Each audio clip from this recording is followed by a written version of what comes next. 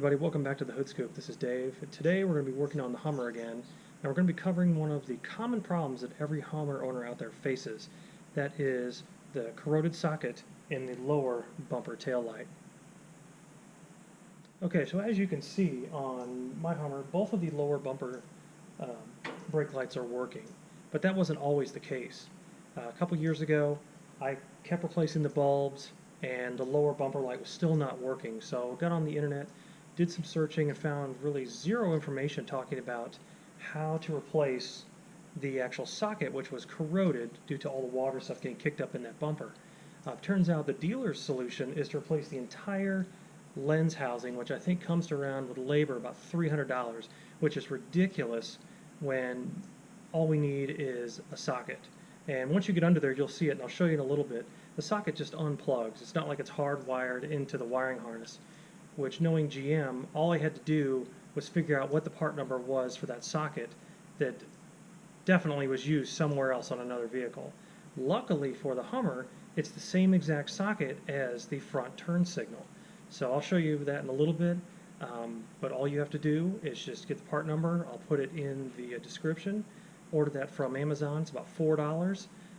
Simple plug and play 5-minute job, and saves you from having to either rewire that socket or buy the entire lens housing from GM. So let's get underneath the truck and I'll show you how to do it. Alright, now we're underneath the truck. As you can see, here is the lower bumper light on the driver's side. So what we want to do first is we want to unscrew the socket. Just turn it counterclockwise, pull straight out.